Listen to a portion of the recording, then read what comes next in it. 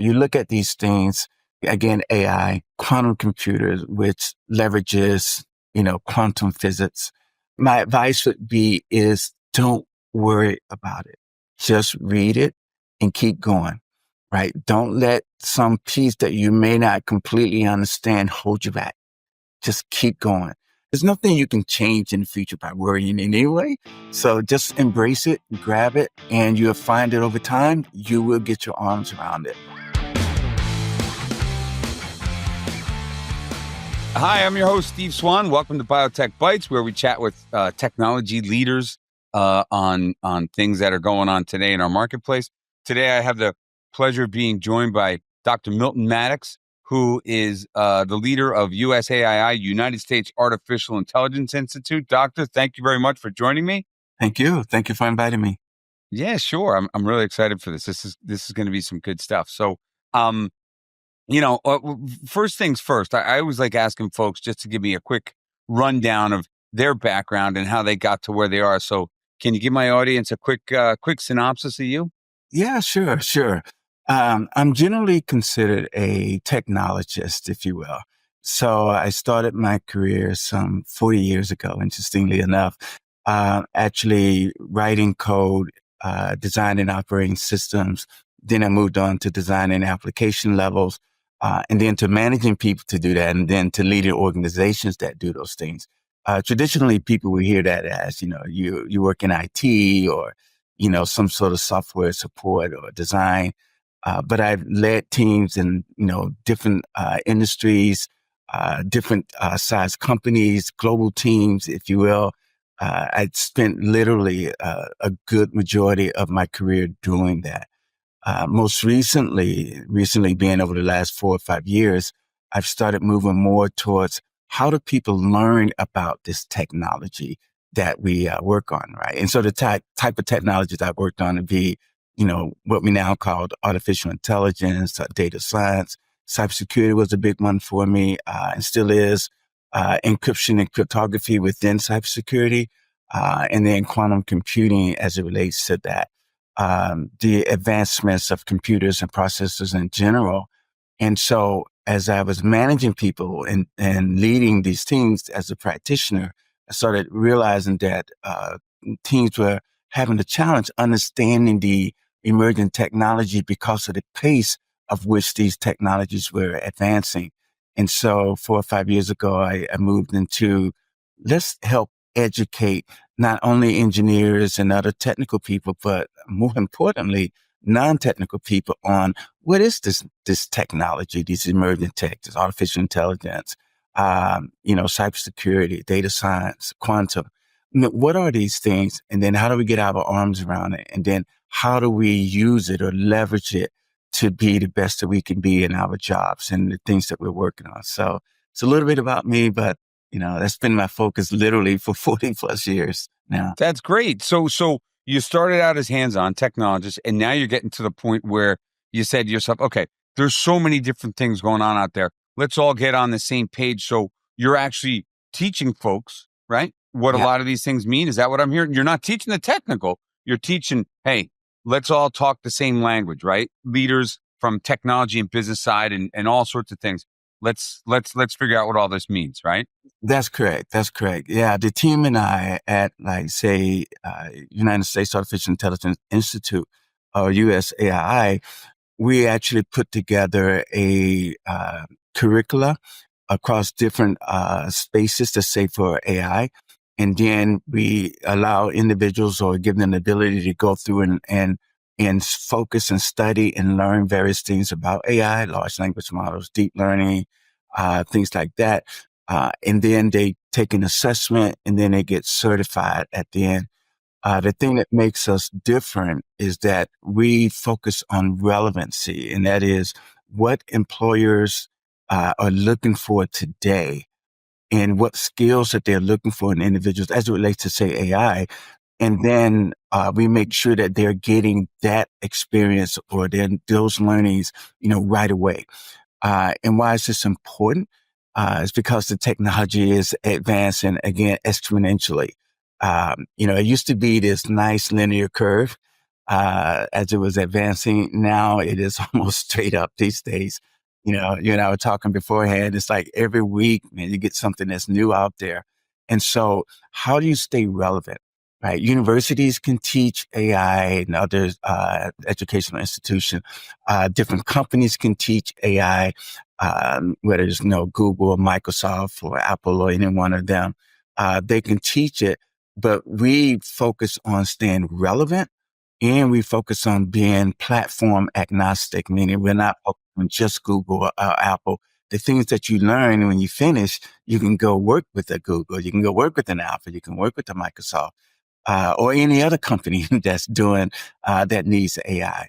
So that's the idea. But we certify individuals, we train individuals, and we consult with companies and individuals to help them understand how to leverage this wonderful technology that's before us. So you can get as deep as you want, right? Or as deep as somebody wants, or somebody that you're training, wants, with understanding the technologies and how to use it. But you could also get as high level. So make it up, where I sit, right? The people I talk to, the CIOs, they want to make sure that their business and their executives, from a high level, understand AI, understand terminologies, understand what it can and can't do, those kinds of things. So you could cover it from that. I don't want to call it surface level, but from a decent level, but you could go all the way down and then help the IT folks really get involved with what are we trying to do? Okay, so you got all that covered, huh? Yeah, I mean, you're spot on, Steve, on that, right? Because we have some certifications. Let's say we have a certified AI engineer. That particular certification goes into a lot of programming and things like, how to code with Python as an example. What is an LLM? What is deep learning? What is machine learning? And it dives really deep, right? And then you go to the other extreme where we have the certified AI transformation leader that's focused on decision makers and things like that. They go through the program and they look at how do we implement successfully AI in the organization? Where is it needed? Where is it not needed? Right? Which is actually a very important question. And then how do we implement it? How does it become the core of what we do? And how we train people and make sure that it's helping individuals be, much better at doing the work that's been assigned to them. And then how do you leverage that core of AI for a competitive advantage in your space? Right. So that's a very different thing, right? So on one side, you got people going, oh, let me write some code. On the other side is how can I implement this in my organization so that it's successful when we actually implement it. Right? So many companies are jumping on the FOMO, the fear of missing out, and they jump right into, AI and just implement it. And then they say, wow, we're not getting the returns and things that we hope for. We try to help, say leaders plan for these things and understand, methodically how you roll it out, how you measure return on investment, and then how how you quantify that you're achieving the goals that you want to achieve. The other thing that we do, and I just leave it at this last piece, is that we don't, go out and preach the idea of let's use AI to try to replace roles. We actually don't believe that that's ever going to happen. No matter how smart AI is, we go out and say to leaders, especially into individuals, let's leverage the AI to help us do our jobs better and to give me more time to focus on those things that truly makes me uniquely human. Right. So it's really ironic, that right now people believe, some people, not all, AI is going to take my job. But at the end of the day, if you go in and understand it, and then you leverage it, it can actually help you do your job much better and to actually do different fields that you had never even dreamed of doing because, how many lives do we have that we can go off and get a degree in this, get a degree in that? AI can actually help you become, a subject matter expert in multiple fields and help you leverage these things and get much more done. And so that's what we want to help people do is to go from, is it going to, the fear of it to leveraging it to do a lot of really good things, and be incredibly productive, which is just one metric. But the next higher up level, what do we do next? I think that we humans, if I may use the term, mired in detail and distractions, right? Because, if I'm going to do a presentation, how do I put together my PowerPoint, right? And so if we're going to do a podcast, I was just talking about this, how do we get this all set up correctly and things like that? Let's let, something else, let's call it AI, take care of all of that. Then we can focus on the conversation that we want to, convey and the messages that we want to convey during the conversation. So that's the idea, if you will, but you're spot on. You really are. Yeah. So as opposed to, because again, to go back to the replacing humans comment, some folks will measure, or I've read that some folks will measure the ROI on AI replacing headcount. But what we're talking about is, before we get into AI or whatever form we decide to take on, let's decide what metrics we're going to measure. Let's measure these things, right? And then we'll measure it afterwards or as we're implementing AI. And it's not a replacing headcount. It's this person's able to do this at a higher level or do something else quicker, better, faster, whatever, because they're using AI. So that's, you're okay. Okay. Yeah. I mean, that's exactly it. I mean, don't get me wrong. There are some companies out there. I just saw an advertisement the other day where the company said, replace all your humans with AI Really? and drive your, your budgets, get them under control, because the biggest expense generally in the budget is those of us that are It's your human, people. Right. the people part of it. And so it's like, replace all the humans with AI. And there are some companies in the short term and some leaders who will try to do that, right? That's very short-term thinking, but they will try to do it because that's just the nature of new tech being introduced, right? What's the low-hanging fruit? You know what? It used to require me 10 people to do X job, and now I can do that with 2 people along with AI, right? So you will have that occurring early in the early stages, and we're still in very nascent, urgent early stages. However, you will see the other side. There's been so many jobs created, and and so what does that mean? How do we, how does I, as a non-tech person, if I were a non-tech, how would I move into those jobs, and what does that mean for me? And this particular tech, AI, will allow us to move into these things and learn about these things and actually become very proficient at it. And if we can learn that, if I can, bottle, this energy, then we can move forward, right? Then we can move forward. So I think we have some really, interesting times ahead. Yeah, short term, there will be those people. Yeah, let's replace humans and let's do these things and, save the company a lot of money.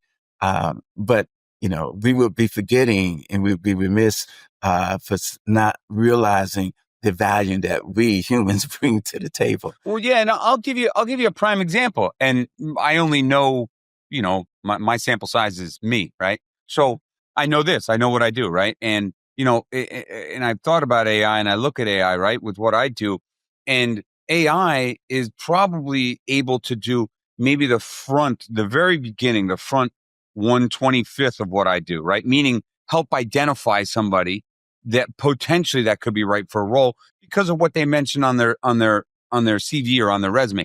But data can be different. People write things differently. So it doesn't necessarily have to pick that up. It can't really read between the lines, but let's suffice it to say that it does that, because after that in the process, not only do we identify, then we have to qualify. AI is not doing that. Some people are getting some interviews, right, with AI, but you got to qualify them. Then you got to make sure get them interested. Then you have to you start wearing a lot of different hats as you go through what I do.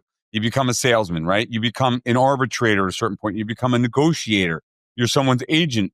I've spoken to spouses many a times. I don't want to say I'm a married counselor, but a psychologist, I guess you could say, right? And then sometimes you got to, okay, now I got to go back to be the arbitrator again. I was just a so all sorts of different things have to go on. So again, AI can help, but it can help in the very, very, very front end for identification.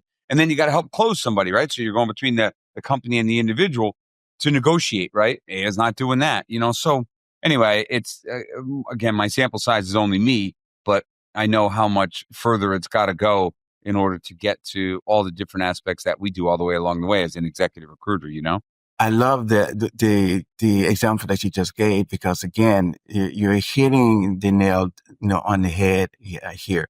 It handles, this piece of what we do. But as you were describing it, look at all the roles, the hats, as you stated, that you're wearing. This is what we do. This is what humans do, right? And so, and there are other pieces that AI would be challenged to do for well into the future. And that's the emotional intelligence piece, the connecting with people, right? I still like to, if I'm doing let's go into a sales meeting or you're trying to land a new prospect, I still like meeting with them, shaking hands, having that discussion, and then getting to know those individuals, right? And then we can connect at a very, very human level. There's something that's very visceral about that. And I think we do ourselves a disservice if we discount those things that, it would be really challenging, right? We're seeing AI do some amazing things. We got these robots that are looking like, doing things and all of that. But is that robot sitting down and saying, I truly, as Bill Clinton said years ago, I understand your pain, right? It may say that, but does it truly do that? And we know when we have that human connection, let's not discount those things, right? So let's let AI do what it does, and then allow us to spend more time to do what we do best, and that's to make that human connection. And that's the thing that's going to be transformative, I believe, in society is when we truly understand that and no longer be worried about, AI is taking this job or that job. It'll be now I'm allowed to do some really amazing things, right? I can't even imagine, right? I can't even fathom what those things are going to be. I just know that they're going to be there, but just from history that we are on a path that is going to be amazing. Right. And so, now I don't want the audience, I do have to say this, right? Cause a lot of my colleagues will say, hey, you're always talking about the positive side of, but, what about AI hallucinating? What about bias, and all of those things? Those things are there and we have to work through those things. And it does hallucinate for those who understand. It makes stuff up. Sometimes it's biased. Because of the data that it's reading and it's gathering, it reads the bias in there and it, just goes off and implements it because it's not a human to go off and do those things. We have to train it. And so those things are there, but we will get past all of those things, just like everything else we've gotten past, in our history, we will get past these things, and it will get better. So I don't want to discount that, AI is, it's just perfect today. It's not. And we have a long way to go. And it does has bias, which I think we need to deal with. It does hallucinate. But there are ways to check the data, to check its output, and to make sure that it's accurate. And then you build on that and you teach it. And it's learning every time you help to improve it. So, I don't want to give the impression that it's all, roses at this point. We still have a lot of work to do.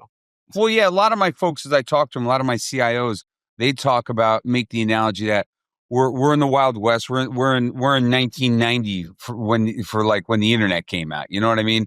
We're getting there. We're getting there. And to your point, technology is just going straight up. Just this a week or so ago, and you and I were talking about this. Google came out with a chip or some sort of technology that processed something in 10 minutes that would have taken, I don't know how many years. I read it, but I didn't understand what it said because I never saw that word before. But a long time. A septillion. Yeah. I missed that on the SATs, so. Yeah. So it would have taken a long time. Let's go with that, right? Yeah. Crazy, crazy, crazy stuff. And that's where the technology is going to make me or you better, right? Because it can take all that data, whatever that data was or is, assuming the data is right, like we just said there, or accurate for what we're doing, and get it done like that for us. And now we can move on to the next thing and continue writing our PowerPoint presentation or whatever we're writing, our white paper, right? Yeah. So. I mean, again, I love having these conversations, right? Because, things come up that wouldn't normally come up, like from speaking with the team and we're talking about some AI or some this, we tend to get into this box. But, you're talking about things now where you're slightly outside of the box, and that's where innovation occurs, in my opinion. And so, yeah, the Google Willow chip advancement. And it's interesting, the name of that group or that division or that sub, division of Google is quantum AI. And they came up with this chip. It's a quantum chip, that basically reduces, or improves error correction, right? And that's the biggest problem at the quantum layer is that we need so many what's called quantum bits in order to make sure that the data is accurate. And so we do it very easily with classical computers today. It's easy now. It wasn't easy 40, 50 years ago, but it's easy now. And so, Willow, the chip, made a huge advancement in this space, and solved this problem that they gave it, right? It was in 5 minutes, but they said it would take supercomputers, a 10 times, a septillion. It basically longer than the age of the universe to solve, right? Oh, really? See, And I don't how even know what it means. yeah. And so it's like, I mean, this is, and you're not talked about this, right? If we could just take a moment, right? Again, I'm a glass half full person, right? And so I have warned everybody that, but if we can just take a moment, and we have a lot of distractions going on in the world, and a lot of things happening, and we've got to deal with family putting food on the table and all of these things, which are incredibly important, right? And those things are very important.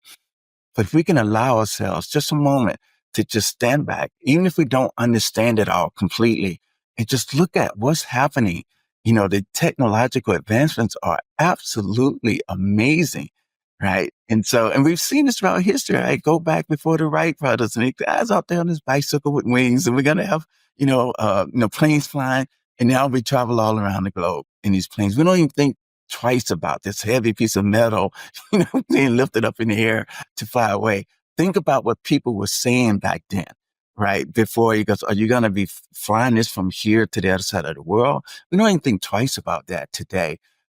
Likewise, we're going from horse and buggy to cars, right? Going from, cathode ray tubes for the, computers back in the day to going to microchips, and compressing, things in smaller spaces so we can continue to get faster at what we're doing. We don't even think about these things, the internet, the iPhone, and what that did for mobile devices. At the time, it was like, oh, wow. Now we don't think about it, right? I believe that AI will be the same way, and quantum computing, which is down the road here, will also be the same way, but it's going to require us to think differently about the things that we do. Right. So I just like to take a moment every so often. I do it now once a week, and just, sit back and spend literally a good solid 30 minutes just thinking about and reviewing the amazing amount of accomplishment that we, not just the US, not just, Europe, and not just Asia, but the world, that we are achieving. It's just amazing. So, I would advise people just take a moment. And I think that we'll all be very surprised and happy with the progress that we're making. And then we can go back to, to help somebody for gas. To our grind, right? You know what I love about that? I'm going to sidetrack and go. Sure. I have several CIOs that do tell me that they set aside throughout the week, a total of a couple hours to sit and think, or to have conversations like this to make them think a little bit. Yeah. And then you also read up on a Charlie Munger or a Warren Buffett, right? They do that every day. They set aside an hour, 2 hours, 3 hours, like you said, just to think. Just let's think about what's going on. Let's think about how things are fitting together. What's changed since yesterday or the day before, and let's try and piece it together. Because otherwise, there's a lot of static going on. There's a lot of things that we're pushing towards. We always got a goal, right? Moving towards. It's almost a meditation kind of thing, really, is what it is. It is. Yeah. I like that metaphor, by the way, because to me it is, I put myself in a meditative state and just really think about these things, right? And reflect. Again, we humans do this, innately. And if we allow ourselves time to really do it, we actually can get very good at it, right? So I always recommend to people, right? If I'm coaching someone or I'm being coached, I like to continue to be coached. But if I'm coaching someone, it's like, meditate, reflect on the things that are happening and all of these things, and read and read and read. Right. And I really don't, I'm still a physical book type of person, I do touch the book, and that tactile sensation is still important to me. But I like to read as much as possible. And AI is actually helping me, as I read my book, and then I say, geez, they just went over a concept. I didn't go to AI, and it gives me so much backstory, if you will. Right. And so, imagine this, Steve. We're in the information age. I like to call it technology.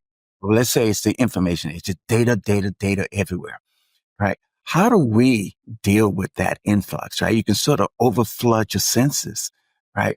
Imagine if we can just say, well, we got this tool that's very good at synthesizing data, and a lot of it, a lot of data, right? Maybe this is what was supposed to naturally occur. This development of AI to allow us to synthesize this stuff, so that we can then do what we do best, and that's to make sense out of this data and figure out where we go next. Right. So I think it's all coming together.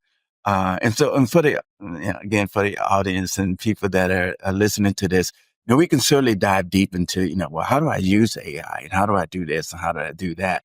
I think, and unless you tell me otherwise, I think that's for a different podcast where we can dive deep into something, have like a master class or webinar or something. But generally just discussing, let's, what can we do with it? Let's get people excited about that. And then let's figure out where we go. Right. And so, again, like you mentioned in your work, right? I like to sometimes spend time writing books. And so I have a book it's called Next Gen Cybersecurity with Modern AI, that talks about how AI is impacting cybersecurity.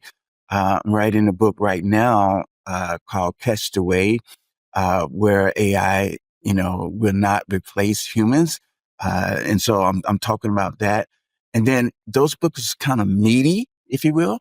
And then I just launched a children's series of coloring books and activity books, where I'm introducing ideas like, concepts at an age, a specific level that says, this is AI, and I created a character and stuff like that. So how does one do this, right? You say, you're a CEO, you're doing certifications, you do public speaking, you write books. How does one have time to do all of these things? I now, at least for me, I don't use it to write the books, but I definitely use it to do research, right? Which used to take me sometimes years to do the research. Now I can do research in a couple of days, and just really, and deep research. I mean, really, really deep research. And then I use that to make sense out of it. And then I just write, I just go off and write. And so at any level, right? Children's books, books about AI. I do self-help books, motivational books. And so it's like, how does one do all of these things? We are so capable if we just allow us, as we get out of our own ways, we can do a lot of things. And I believe AI gives us that ability. I believe the same thing, just to get back to, the emotional intelligence, and that's what we should be doing those kinds of things, right? And to get back to, tie it in with Charlie Munger and AI. I mean, AI can make us better at everything we do, right? And I part of what I do, again, going back to the recruitment process, when I come around the tail end of a recruitment process, without fail, an individual. So we're human, right? And humans over the last 10,000 years, we've honed the skill, running around in the woods of when our emotions get heightened, we're either going to stop and fight, or we're going to run, fight Yeah. or flight, right? Um, and that's what happens when we get close to buying a house, buying a car, buying a stock, changing jobs. Our emotions get heightened. So we don't know what to do. We weren't made to do these things. We weren't made to buy stocks. We weren't made to make these decisions. We got to somehow get rid of that emotion and get the, like you said, emotional intelligence in there.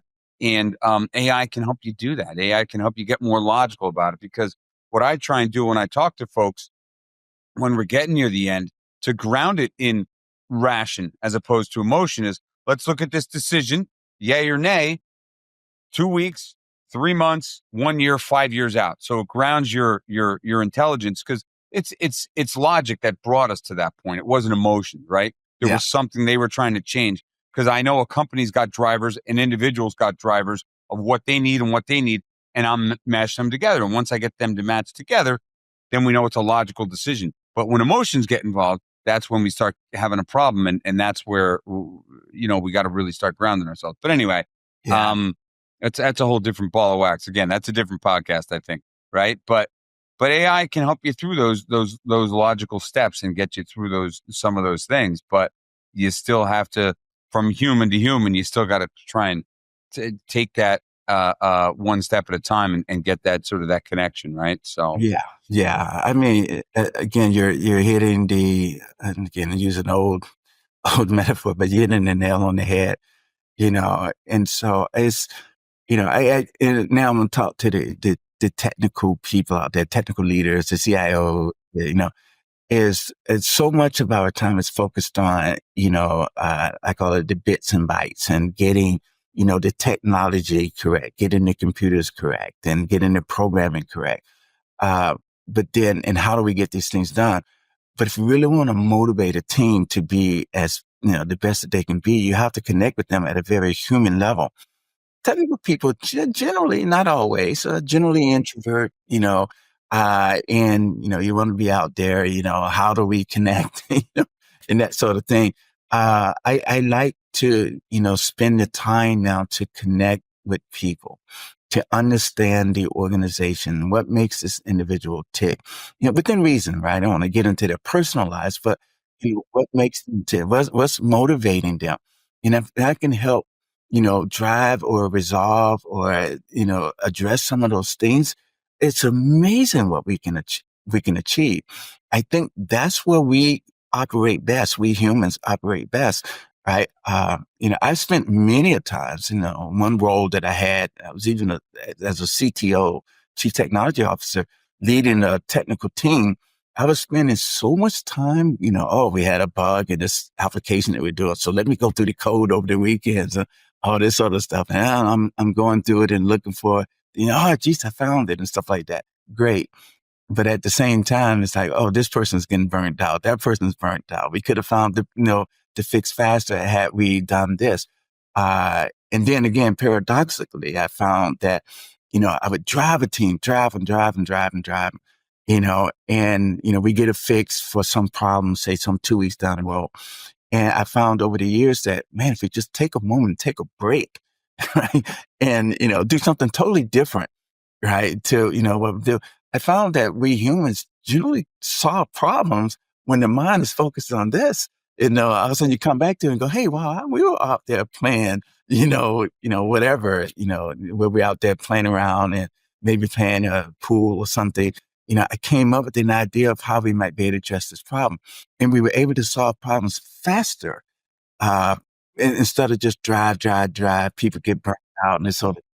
And so my technical peers out there, it's like connect to the human side and understanding people and then work with them. And then maybe let's not drive them over the edge, if you will. And then watch what we get out of them as far as measuring, quantifying it using productivity. Watch what happens. Right? So it's an amazing thing, right? But we generally don't have time to do that because we got so many distractions.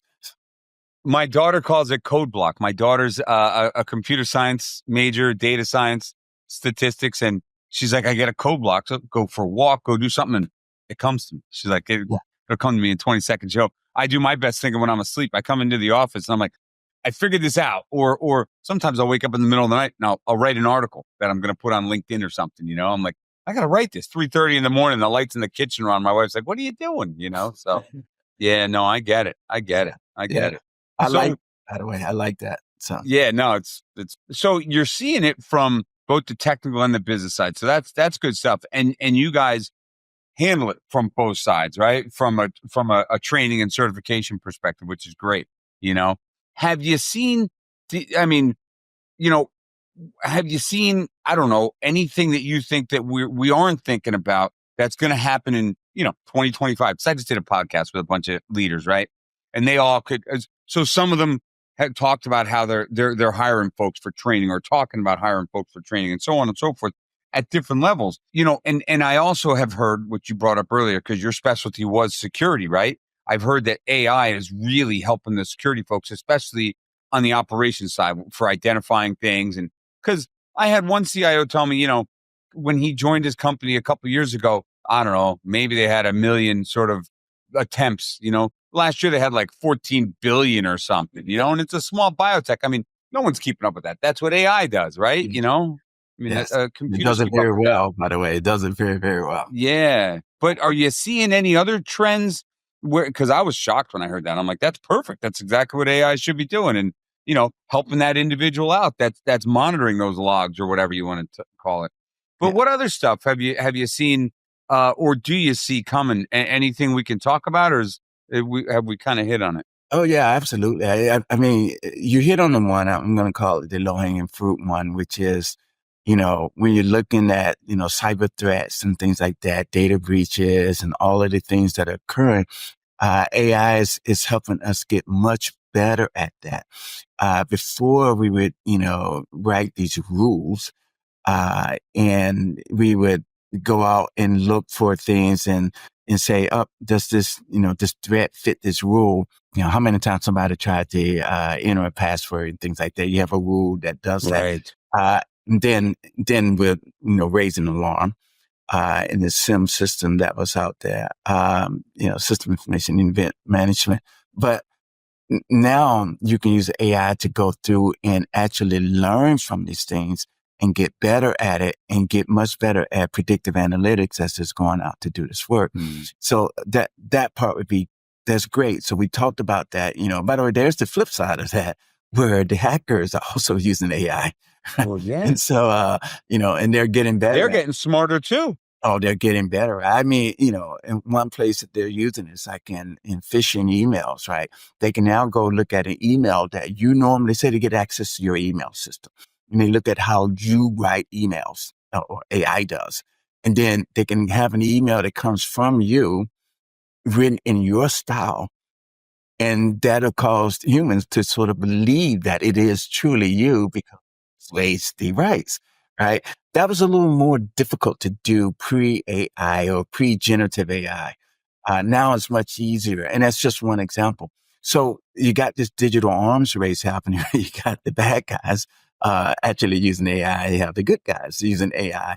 And so they keep escalating it. That's what we call it, the digital arms race. They keep escalating it to see how they protect. And we're going to see a lot more of that. But I'm not worried because, worst case, you get into a stalemate. And what that means is that, as long as the stalemate means that the data is protected, or, thwarting, breaches, data breaches, then that's great. So that piece I see continue to grow. But the way we do work, right, and this is probably 5+ years out, the way we do work across all industries is really going to just change. And I think we need to really get prepared for that, right? It's like, geez, what does that mean? What do you mean we're going to, the way we do work is going to change. I've already talked about the way you can write books and things and do research. It's going to change. In education, right now, there is a huge pushback because they're saying, oh, AI, if the student uses AI, they're plagiarizing and they're doing this sort of thing. They're using it to write the paper. Humans are going to get dumber because, so there's a pushback and resistance. Some schools are looking at it and saying, oh, let's leverage it, because we know that in order to survive in this new economy, you're going to really have to know how to use this thing. So why don't we teach students how to use it ethically, how to use it correctly, transparency, how to leverage it to do maybe the research, and do all these other things. And as one, administrator, school administrator, university administrator, asked me, about a month ago, she said, yeah, but, how do you know when they wrote that paper if they just didn't use AI and stuff like that? I said, well, we're going to have to change how we look at it. Maybe they should do a presentation at all levels. And at that point in time, you'll get an idea if they truly understand what they wrote, right? And initially you get some kids, if we're talking younger kids, you get some kids to say, they would get up and fumble and things like that. But over time, you get kids talking about things at much younger ages that they haven't been able to talk about before because this groundwork has been done, by the AI piece. And then they've been consuming this information, right? And so again, let's not sell ourselves short. Young people, younger age kids, as we're growing up from the time you're born to say maybe 15, they're learning at a rate that's incredible, absolutely incredible. They learn complex constructs, they have to learn to speak and how to put, grammatically correct sentences without going through grammar and all this kind of stuff that we learn in school. They just learn it because they're doing it. They can learn multiple languages and things like that. Kids can consume this stuff. So if we get out of their way and allow them to learn even more complex constructs, because AI is handling the quote unquote mundane things, then we're going to see a change. We're going to see the change that I think we need in order for us to continue to evolve. So I just see a change coming in every industry, education, biotech, and things like that. In finance, we're going to see the changes in telecom. We're going to see the changes.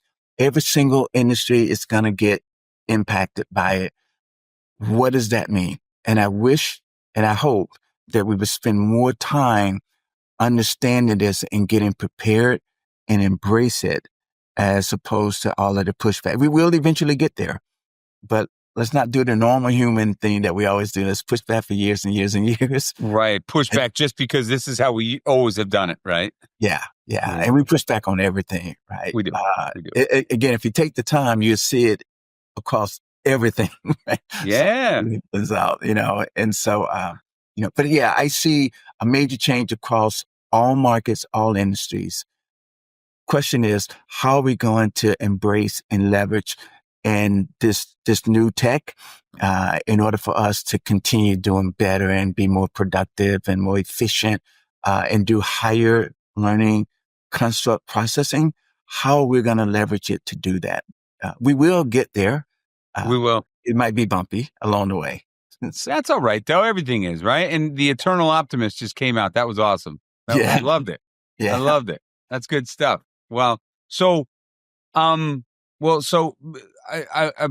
coming near the end here, right? And I always like asking my guests one question. I always ask the same question at the very end. Okay. And I don't tell folks if you watched any of my podcasts all the way through, you know it. But, before I ask you that final question, anything else you want to cover before I go to that? And it's a non-related question to technology. So Sure. Yeah. I would just say to people, right? You look at these things, again, AI, quantum computers, which, leverages, quantum physics. And you think about that and you go, okay, so what makes a quantum computer so special? Right? Classical computers use the very discrete zeros and ones. Quantum computer does, a 0, a 1, and then something called a superposition, everything in between. And so people are thinking, oh, what does this mean? It's to play. My advice would be don't worry about it. Just read it and keep going, right? Don't let some piece that you may not completely understand hold you back. Just keep going, and do that with quantum, do it with AI, do it with any other emerging tech that's coming, augmented reality, virtual reality, all the different things that are happening.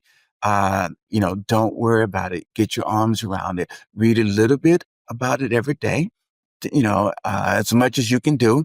And you'll find that over time, you will get your arms around it, right? So don't be afraid.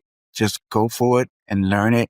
And you will get through it. And that's that's our human history, right? And so, as the old saying, go, how do you eat an elephant? One bite at a time. One bite at a time. I was just going to say that. Yeah.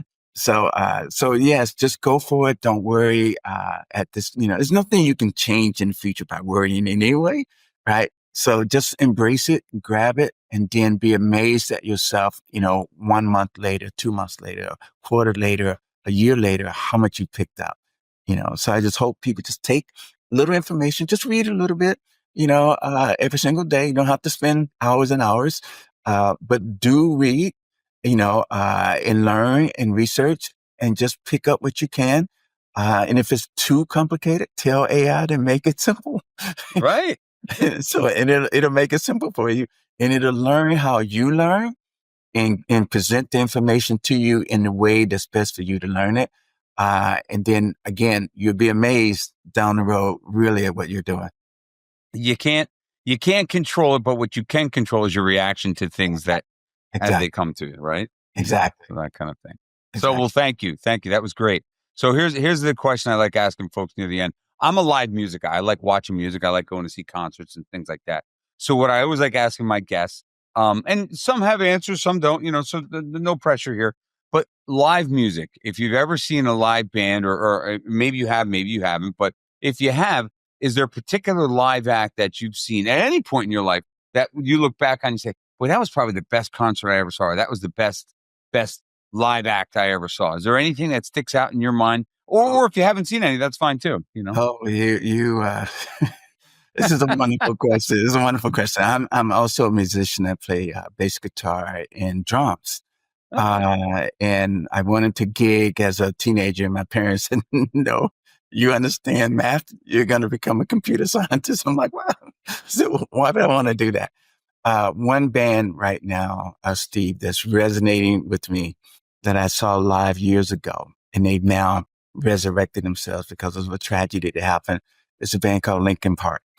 And Chester Bennington, was the previous lead singer, on some of their incredible. So I saw them live, and I've not experienced anything, like that. It was just this amazing, this new metal. They're doing a lot of different things in there. They got scratching, they got rap, they got metal, they got the screaming, and all of those things. And then, 2017, I believe, when, Chester passed away, it was like, will this band ever come back? And they just dropped a new album this year, new singer, Emily Armstrong, who, I mean, talk about a challenge, right? And so I've listened to every one of the new songs, and I am, Emily Armstrong. Yeah. Where did she come from? What band was she? What was she in? A band called Dead Sarah. And she was one of the singers. I know it's one of those obscure bands. Yeah. She's been out there for 20 years. And she talked about how she watched Linkin Park, some 20 years ago, and said, I want to do that. Right. When you're watching him screaming, one step closer to the edge and things like that. And so, but now to watch them reinvent themselves, the hardcore fans were, I don't know, you should have changed the name of the band, all of that. I am looking forward to seeing them, and I want to see them live. I would prefer to see them, and it's weird, but I would prefer to see them live in London. I saw the original Linkin Park. The previous iteration, yeah. Yeah, and oh my goodness. And again, that was so electrifying. And so it's like, wow, I would love to see them, in London, São Paulo, somewhere where these different countries just really embrace these bands, right? And so I want to experience that. And so they also brought in a new drummer who's very good. But the focus is on the lead singer. And I like listening to the music and what the musicians are able to do. Right. And so, but Linkin Park right now is the top of my playlist, if I always say. But there's so many bands. I follow some bands out of Japan, all girl bands that are phenomenal. Bandmate is a phenomenal rock band. The Jazz Avengers is just as they sound. They have some incredible musicians, incredible drummer, out of Japan. And so all female groups, by the way. And again, if we take the time to look at what's happening in the world, these musicians, and these musicians, by the way, are getting younger and younger and younger. There's a band out of the Philippines called Mission Soul. They're a family band. The youngest kid plays drum. He's now 11, and the oldest is 15. The kid is a boy who plays the drum, and then the rest are girls playing guitars and bass guitar, rhythm guitar, lead guitar, and keyboard.